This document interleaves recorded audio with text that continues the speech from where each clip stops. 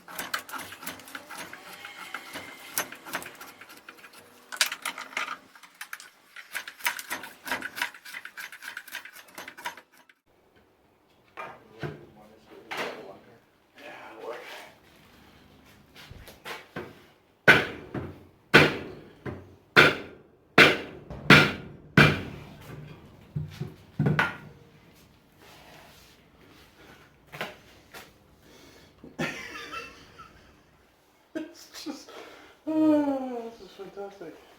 It, Alright. I'm happy it looks the goods. I love it.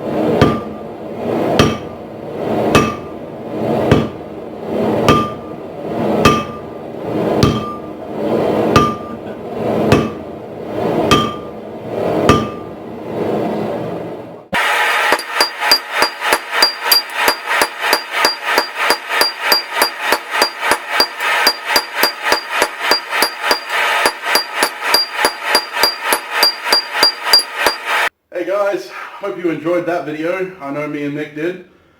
This was actually his idea.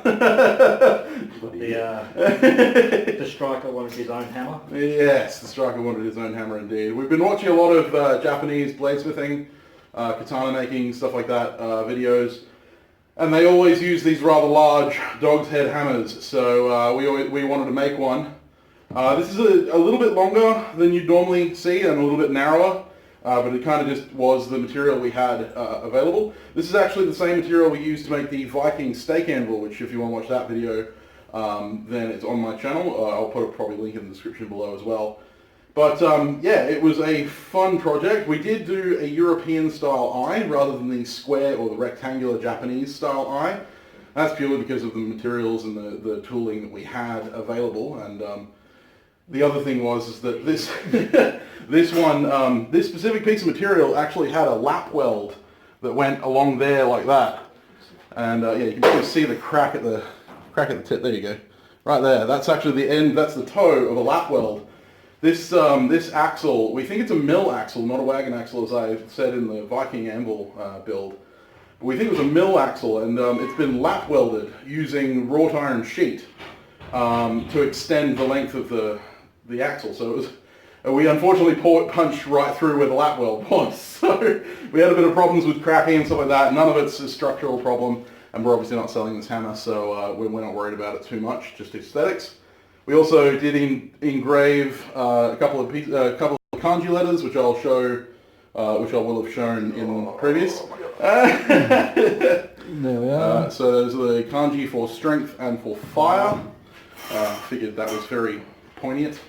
You need a lot of strength for this because this is 6.5 kilos steel, and when it's on that long handle and it's got that very forward weight, it's an entirely different beast to a standard European style blacksmith hammer, which we found out. We both ran the hammer during that little Damascus forging bit, and yeah, it's a totally different experience. You need a completely different set of skills to run these hammers.